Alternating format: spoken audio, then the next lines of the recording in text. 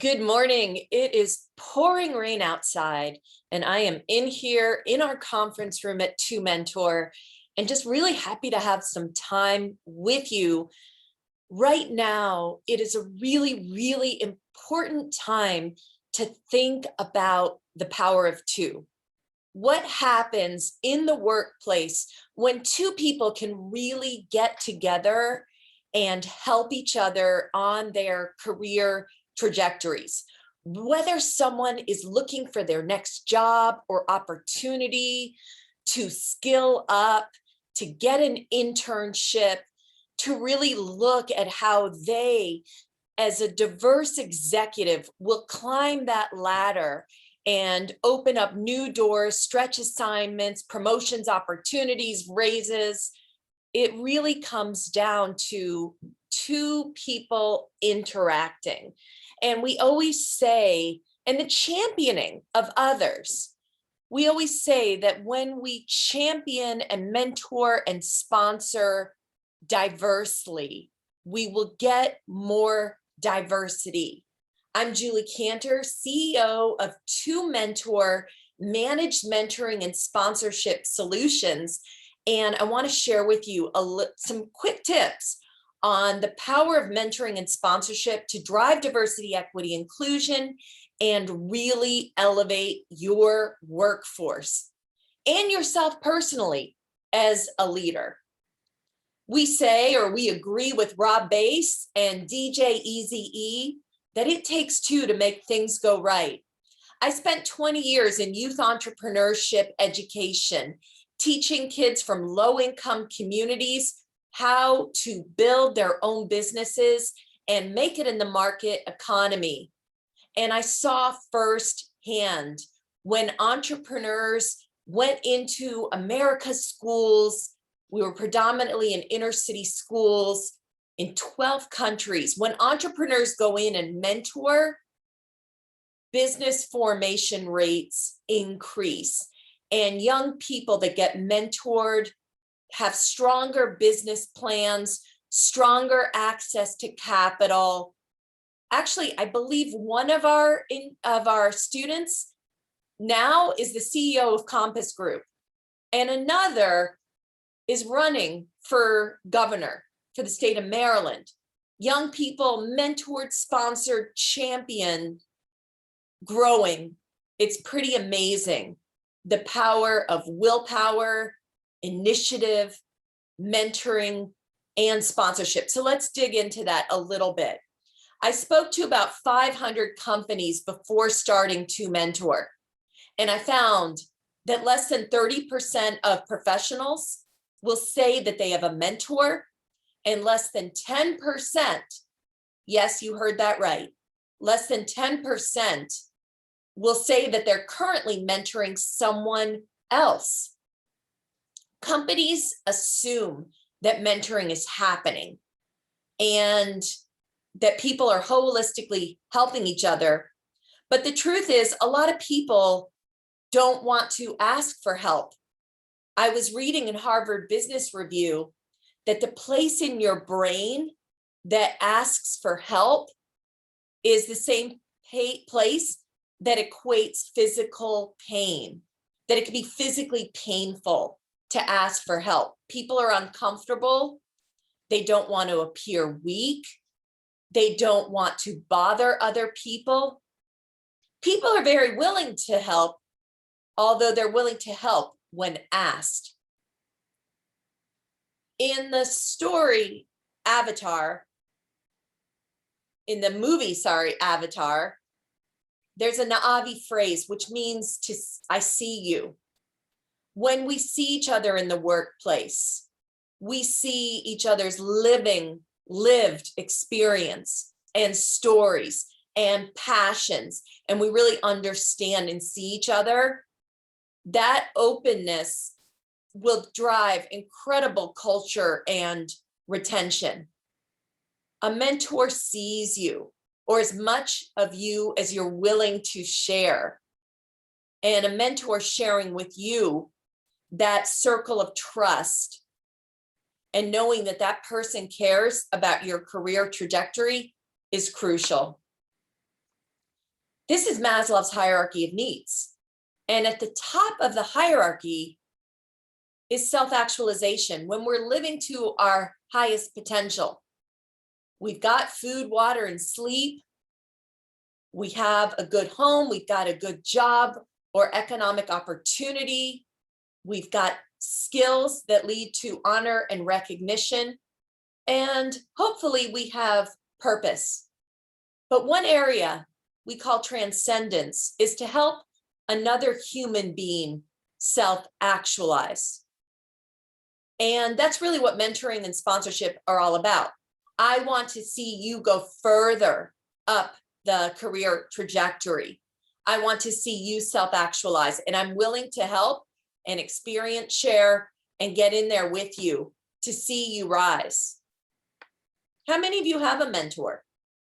A professional mentor, someone you can go to on an ongoing basis for professional advice. We say that mentoring is a collaborative, mutually beneficial partnership between a mentor, and that mentor tends to possess greater skills, knowledge, and experience, and a mentee who's looking to increase his or her skills, knowledge, and experience. Let's face it, during COVID, how do we build our skills, knowledge, and experience? We don't get to hang out at the water cooler and find out how Sheila got that big raise or stretch opportunity, or how Antonio got his articles published and made it to a TEDx talk.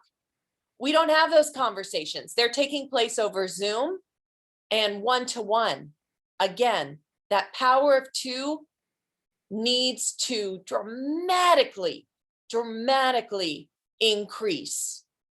And a little engineering companies go a long way under HR, under diversity, equity, and inclusion, and as part of employee resource groups and business resources groups. We can scale mentoring. Just think about someone who had an incredible, profound impact in your professional life. What are some of the skills that they had? Were they good listeners? Did they ask you good questions? Did they really get in there and understand you and your needs? Did you trust them? Were they a role model? Did they share from their experiences? Did you find them to be incredibly honest? Did they give you insights that helped you with your career? All of that, all of those are qualities of a good mentor. Being a good mentor is a muscle you flex, and a sponsor is someone who champions you behind closed doors. It is said that the hiring room is not a meritocracy. People are championing people in that hiring room. Who's championing you?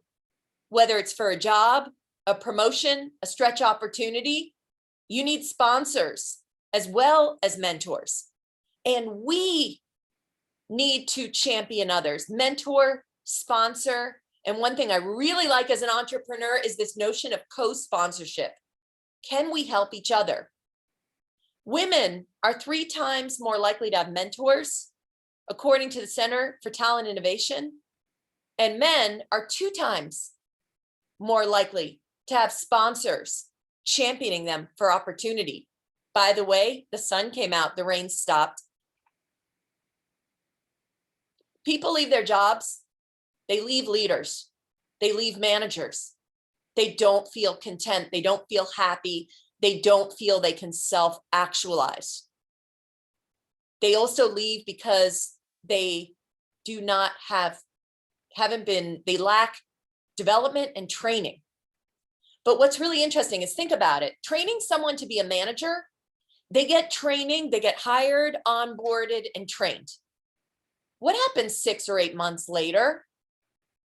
Do they remember all they learned their first 2 weeks on the job, their first day on the job when they were onboarded? According to the Association for Talent Development, managers who are trained show about a 24% increase in productivity. But managers who have mentors show an 86%, a whopping 86% increase in productivity. 23% of employees, again, leave their jobs due to lack of development and training. But the adage is that people don't leave jobs, they leave leaders. And another adage is that often when leaders climb that ladder of success, they often forget the ladder is there. They're busy, they're networking, they're focused on business development, they're on charitable boards, they're in lots of meetings, they're managing people. They often forget it's their employees' children, their children, nieces, nephews on the ladder. And there's a whole heck of a lot of people on that ladder that don't have parents or social networks sponsoring them. So we as leaders have a huge responsibility and opportunity to mentor and sponsor diversely and to ask for help. Again, if we want more diversity, we need to mentor and sponsor more diversely. And we ourselves also need to not be ashamed to ask for help. It is a sign of strength, not a sign of weakness to ask for help. Did you know at Sun Microsystems, people who mentored got promoted 6 times more than people who didn't mentor? Proteges got promoted 5 times more. People who weren't ashamed to ask for help got promoted 5 times more. This is before Sun Microsystem was sold to Oracle, and this was in their engineering department. Retention rates at the company were 20% higher, and the company saved $6.4 million. And Rohini Anand, the former chief diversity officer of Sodexo, shared that for every $1 that they invested in a diversity mentoring initiative at Sodexo, they realized an $18 or $19 gain. The California Nurse Mentor Project found that mentoring reduced RN attrition, saving hospitals 1.4 to 5.8 million over 3 years. So mentoring is good for the employee, good for the employer, good for business, good. It's a triple win, a win-win-win. So I've said a lot here, but bottom line, companies need to invest to have a mentoring program. It can't be an on the side, nice to have if we have time. We just hope people are helping us. Oh, we failed at that program 10 years ago. Oh, well, Sheila left the company, so we really don't have anyone who can run it, and we have no budget. But maybe Johanna can spend 5% of her time and throw something together. Let's just match people and just see what happens.